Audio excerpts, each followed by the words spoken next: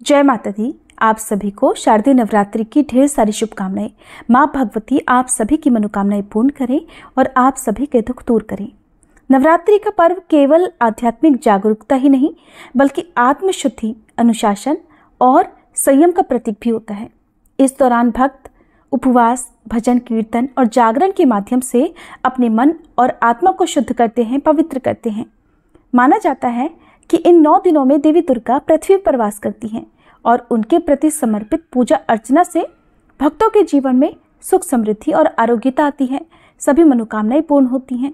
इस पावन अवसर पर हर भक्त अपनी सामर्थ्य, अपनी श्रद्धा के अनुसार माता रानी की पूजा करते हैं, लेकिन सरल पूजा विधि के माध्यम से भी माँ दुर्गा की कृपा और आशीर्वाद प्राप्त किया जा सकता है।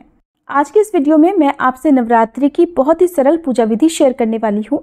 ये विधि भले ही सरल हो, लेकिन इसमें भक्त का सच्चा भाव और समर्पण ही सबसे महत्वपूर्ण होता है और भक्तों की यही श्रद्धा, यही समर्पण भाव उन्हें माँ की कृपा से जोड़ता है। नवरात्रि की पूजा में पहला दिन सबसे प्रमुख और बहुत ही महत्वपूर्ण होता है, क्योंकि इसी दिन हम अपने 9 दिन की पूजा का अनुष्ठान प्रारंभ करते हैं।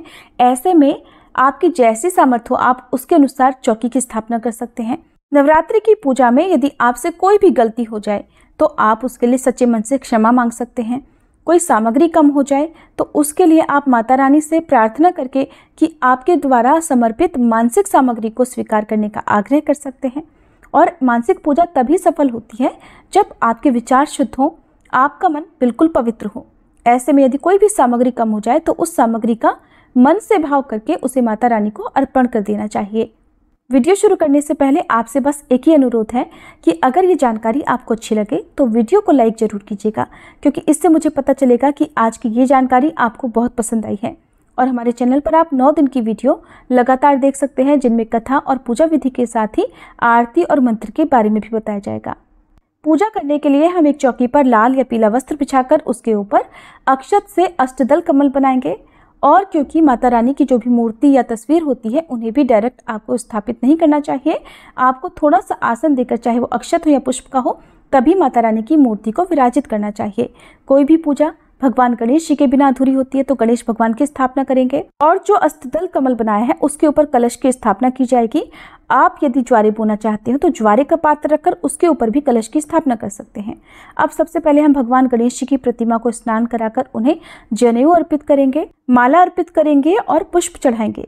इसके बाद हम माँ भगवती की पूजा करेंगे। यदि तस्वीर है तो जल का छींटा देकर स्नान का भाव करने के बाद माता रानी को सिंदूर का तिलक लगाएं, पुष्प माला अर्पित करें। और यदि प्रतिमा है तो उन्हें आप प्रॉपर तरीके से स्नान कराएं। माता रानी को लाल रंग बहुत प्रिय होता है, तो लाल रंग का पुष्प आप चढ़ाएं। माता रानी को लाल चुनरी चढ़ाने के साथ ही वस्त्र रूपी कलावा अर्पित करेंगे। अब हम कलश स्थापना की तैयारी करेंगे। कलश स्थापना के लिए एक मिट्टी का कलश यहाँ पर मैंने लिया है और जो ज्वारे बोने वाला पात्र है उसमें एक दिन पहले या कुछ घंटे पहले भिगोए हुए ज्वारे यहाँ पर डाल देने हैं। अगर भिगोए हुए ज्वारे बोए जाते हैं तो ज्वारे बहुत अच्छे से उगते हैं और माता रानी के मंत्रों का जाप यहाँ पर इस समय करते रहें। अब जो कलश है उसके कंठ पर आपको मौली या कलावा बांधने के बाद कलश स्थापित करना है। कलश में आपको जल डालना है। गंगा जल हो तो गंगा जल सारा डाल सकते हैं, नहीं तो शुद्ध जल में थोड़ा गंगा जल जरूर मिलाएं। इस प्रकार से कलश में आप जल डालें। कलश के अंदर डालने के लिए 1 का सिक्का, हल्दी की गांठ, 1 सुपारी और 1 लौंग का जोड़ा हम डालेंगे। साथ में थोड़ा सा इत्र भी जरूर डालें। माता रानी की पूजा में आप माता रानी को हर दिन इत्र लगा सकते हैं। अब आम या अशोक के पत्ते जो भी आपको मिले, 5, 7 या 9, उन सभी पर आप तिलक लगाने के बाद कलश के ऊपर स्थापित कर लेंगे। ध्यान रखें पत्ते कटे फटे ना हो और बासी पत्ते ना हो। पत्तों को हमेशा डंठल से जुड़ा हुआ ही कलश के अंदर रखना चाहिए। अब एक पात्र में अक्षत रखकर, जिसे हम पूर्ण पात्र कहते हैं, उसके ऊपर हम नारियल की स्थापना करेंगे। यहाँ पर मैंने एक मिट्टी के दिए में अक्षत रखे हैं, क्योंकि पूजा में मिट्टी के बर्तन या मिट्टी के पात्र इस्तेमाल करना बहुत शुभ होता है। नारियल को इस तरह से लिटाकर आपको रखना है। नारियल के ऊपर चुनरी बांधने के बाद उस पर कलावा जरूर लपेटें। 3 बार कलावा लपेटें और हाथ जोड़कर माता रानी से इस पूजा को स्वीकार करने का आग्रह करें। ये तो है बहुत ही सरल पूजा विधि। इसके बाद आप धूप दीप जलाकर माता रानी का विधि विधान से पूजन कर सकते हैं। पहले दिन माँ शैलपुत्री की पूजा की जाती है।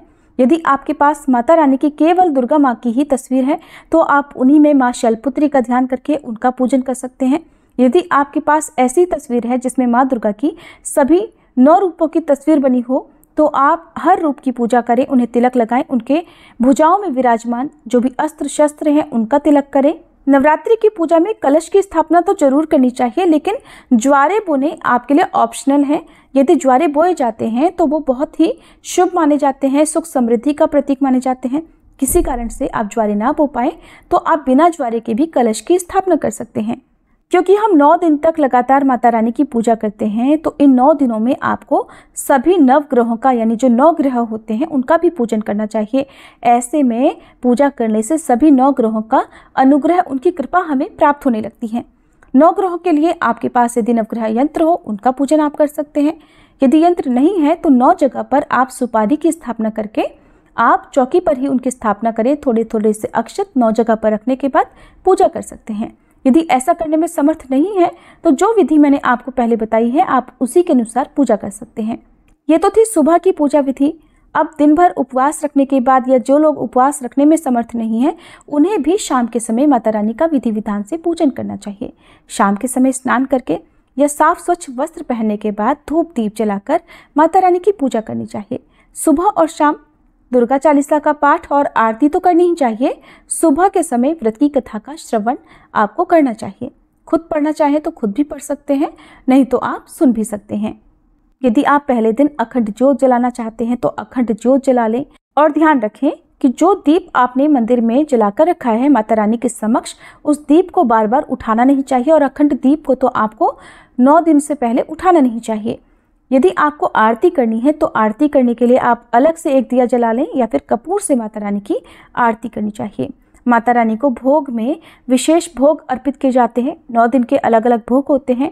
यदि आप ये भोग समर्पित करने में समर्थ नहीं है तो हर दिन लौंग, सुपारी और बताशे का भोग माता रानी को अर्पित कर सकते हैं। सुहागिन महिलाएं माता रानी को सुहाग की सामग्री जरूर चढ़ाएं, जैसे सिंदूर या मेहंदी, काजल, बिंदी आदि आप माता रानी को चाहे तो हर दिन अर्पित कर सकते हैं, नहीं तो पहले दिन या फिर अंतिम दिन चढ़ाएं और इन्हें आशीर्वाद रूप में खुद भी प्रयोग करें। अगर आपके आसपास कोई छोटी कन्या हो या आपके घर में कोई छोटी कन्या हो तो आप एक नियम बना लें कि 9 दिन तक जो भी फलाहार आप करेंगे उसमें से पहला हिस्सा आप उन छोटी कन्या को खिलाएं और उनके चरण छूकर सुबह और शाम उनका आशीर्वाद लें। छोटी कन्याओं को माँ दुर्गा का प्रतीक माना जाता है, तो ध्यान रखें कि इस तरह से आपको पहले दिन पूजा करनी है। मंदिर की पवित्रता का ध्यान रखना है और अपने तन और मन की शुद्धि का भी आपको इन 9 दिनों तक ध्यान रखना है। कोई भी ऐसा काम ना करें जिससे आपके व्रत या आपकी पूजा खंडित हो और माता रानी क्रोधित हो जाएं। माता रानी वैसे तो बहुत कृपालु हैं, अपने भक्तों पर दया करने वाली हैं, लेकिन जो गलतियां हम जानबूझकर करते हैं उनका दोष हमें लगता है और उनका दंड भी हमें भुगतना पड़ता है। ये थी आज की वीडियो। जानकारी कैसी लगी, हो सके तो कमेंट बॉक्स में जरूर बताइएगा।